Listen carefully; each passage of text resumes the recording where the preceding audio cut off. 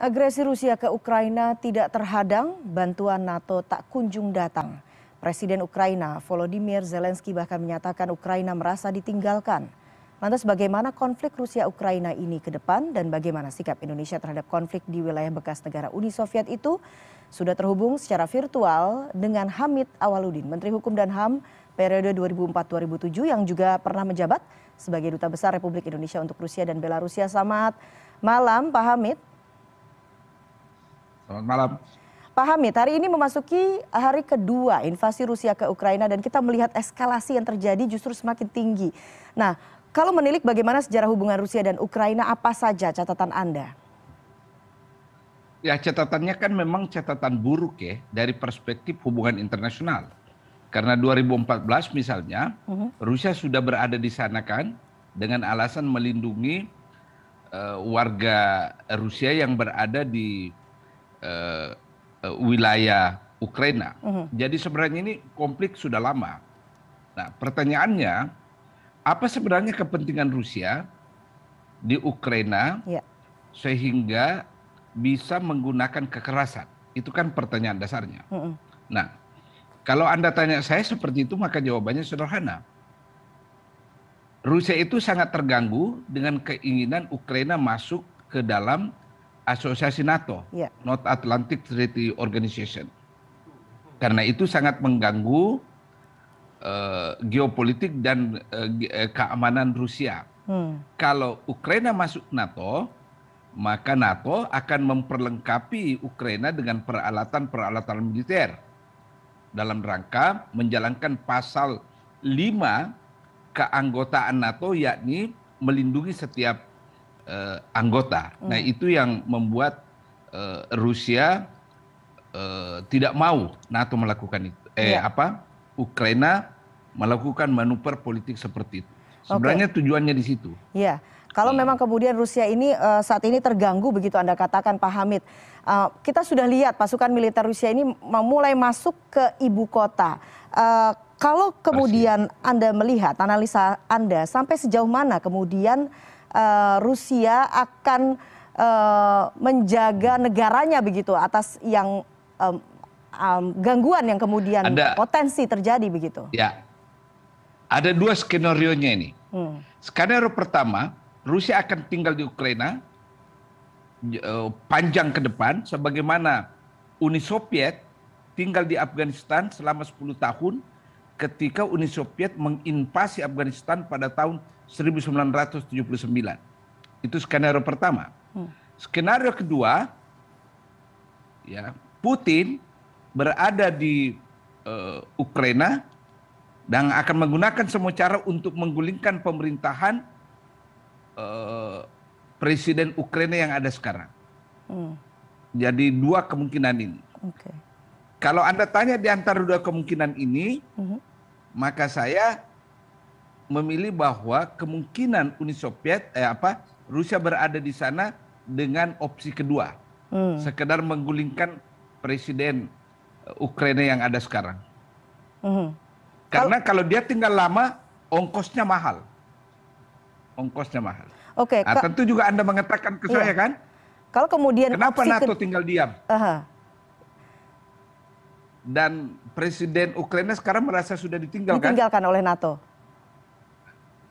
Lagi-lagi ini perspektif soal biaya perang. Dalam situasi pandemi begini kan tidak ada negara yang memiliki ekonomi bagus kan. Nah, disitulah kejelian Rusia memanfaatkan momen ketika Amerika dan NATO berada dalam posisi kurang bagus secara ekonomis. Karena untuk melakukan serangan balik itu butuh biaya yang sangat besar. Oke, jadi target utamanya adalah kemudian analisa Anda menggulingkan Ukraina untuk kemudian menuju ke target berikutnya begitu ya? Menggulingkan pemerintahan Ukraina ya? Betul, menggulingkan pemerintahan Ukraina untuk kemudian menuju ke target berikutnya begitu Pak Hamid? Iya, pasti. Yang pasti ya, grand strategi Rusia mencegah Ukraina tidak masuk ke dalam NATO. Iya. Dan Rusia tidak akan berhenti sampai kemudian akhirnya memang hal itu tidak terwujud begitu ya, Ukraina tidak akan masuk ke dalam Ya, NATO. pasti. Baik, Ya. Pak Hamid, dunia sebetulnya sudah mengutuk invasi ini dan memang tidak membuat Rusia menurunkan serangannya. Nah, bagaimana analisa Anda soal ini? Ya, sekali lagi, saya tidak melihat ada kemungkinan sampai hari ini ya Amerika atau NATO akan membalas Uni Soviet secara militer. Tidak. Paling perangnya adalah perang statement di lembaga internasional. Memang masalah ini agak kalut sedikit ya, karena agenda ini tidak mungkin dibawa ke PBB. Sebab Rusia itu pemegang hak veto di Dewan Keamanan PBB. Jadi mau dibawa gimana, pasti tetap akan diveto kan. Oke. Syukur sekarang ini Cina sebagai raksasa dunia baru tidak menunjukkan gelagat berpihak kepada Rusia. Diam aja dia. Jadi tensi agak-agak kurang di situ. Oke. Itu syukurnya bahwa dalam konflik sekarang ini Cina diam. Tidak menunjukkan gelagat berpihak kepada Rusia. Oke. Jadi menurut Anda sebetulnya siapa kemudian pihak yang bisa menggerakkan, apakah masih ada kemungkinan Rusia dan Ukraina ini untuk melakukan negosiasi? Ya pasti ada. Ya. Hanya sekarang siapa yang mengambil inisiatif? Masalahnya Sekretaris Jenderal PBB Guterres sudah terlanjur mengutuk keras tindakan Rusia kan. Jadi kalau Guterres mengambil inisiatif memediasi, mungkin Rusia tidak akan bersedia. Tidak akan bersedia. Karena sudah terlanjur mengutuk. Oke, jadi menurut Anda mengapa kemudian NATO tidak bergerak sampai saat ini? Ya pertama ya, NATO Ukraina itu belum menjadi anggota NATO. Jadi tidak ada kewajiban konstitusional NATO untuk melindungi Ukraina, tidak ada. Beda kalau dia sudah jadi anggota kan, NATO punya kewajiban melindungi anggotanya. Itu satu. Kedua, banyak persoalan yang bernama kepentingan diri sendiri.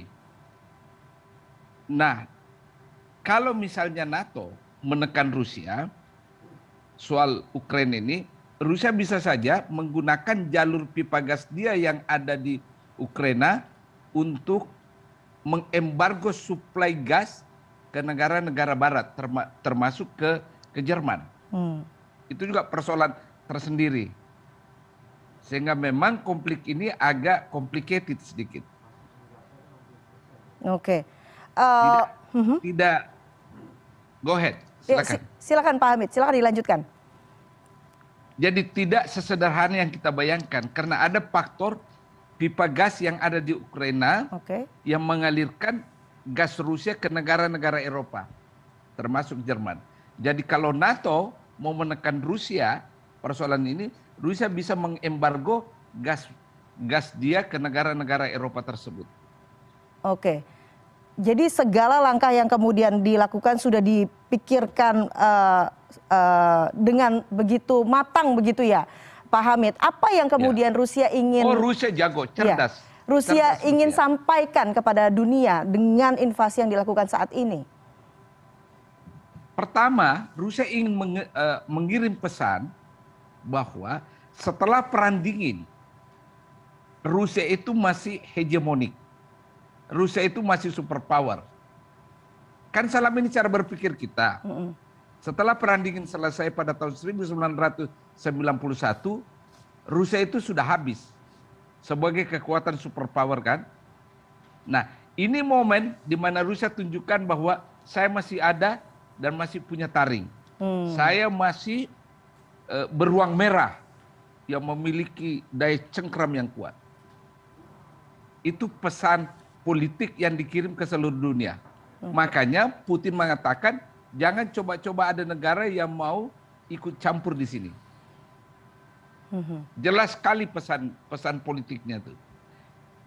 Oke, dengan berkaca dari peristiwa ini, apakah mungkin kemudian negara-negara lain, misalnya Cina akan melakukan hal yang sama terkait dengan konflik yang terjadi antara Cina dengan negara lain, misalnya dengan Taiwan atau juga konflik di Laut Cina Selatan. Apakah apa yang terjadi ini bisa menular kemudian ke negara-negara lain yang Ya, juga memiliki sejarah yang kalau sama? Anda tanya saya tentang Laut Cina Selatan, kemungkinan itu tidak terjadi konflik di situ. Karena Cina punya kepentingan memelihara Laut Cina Selatan bukan sebagai kawasan konflik bersenjata. Sebab jalur perdagangnya di situ itu sekian puluh persen melalui jalur Laut Cina Selatan. Bagaimana mungkin dia mau membuat kegaduhan di jalur itu? Saya selalu berbeda pendapat dengan yang lainnya. Seolah-olah bahwa Laut Cina Selatan itu akan jadi gaduh dengan politik luar negeri Cina kan.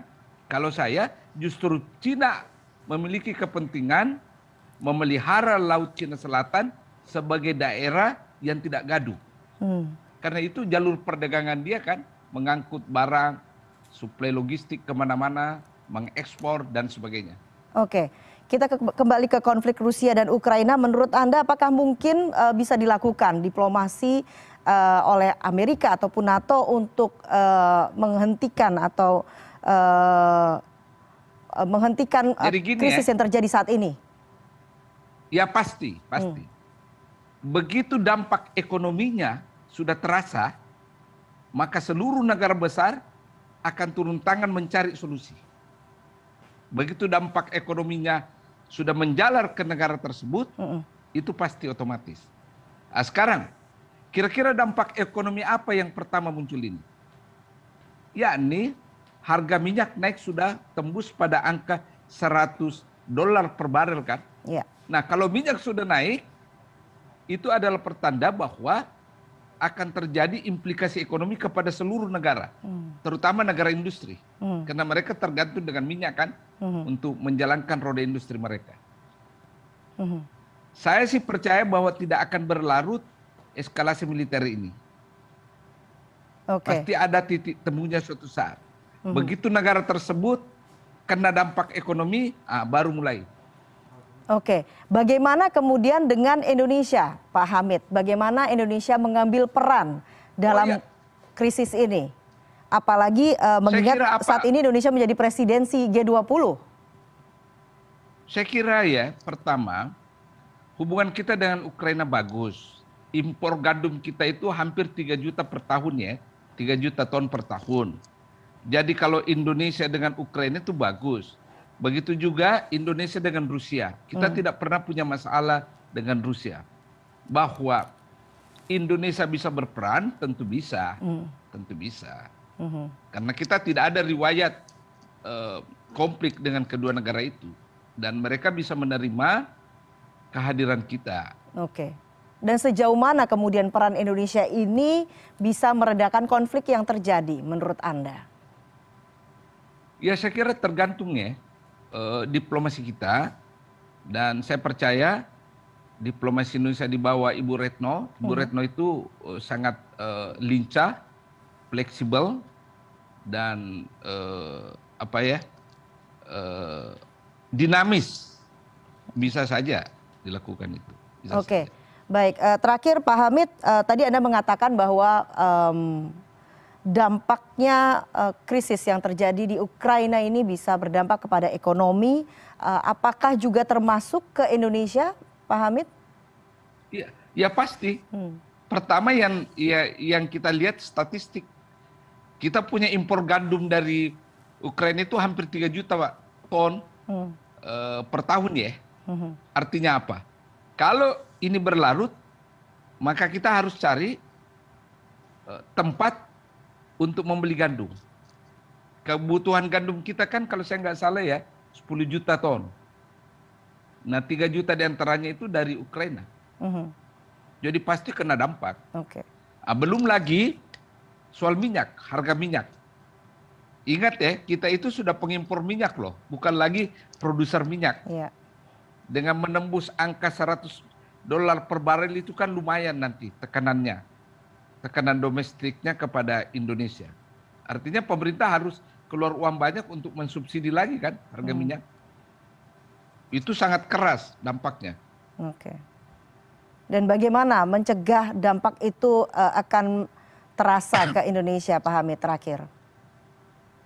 Ya memang harus ada langkah konkret menghentikan ini konflik ya. Harus ada. Yang paling, karena posisi kita kan kita bukan negara yang mengandalkan kekuatan militer, tapi mengandalkan soft power kita, itu bisa saja dilakukan oleh pemerintah ya, pemerintah Indonesia. Dan menurut saya apa yang dikatakan Kemlu itu bagus. Bahwa ini adalah masalah menjaga stabilitas, menjaga hubungan internasional antara semua negara.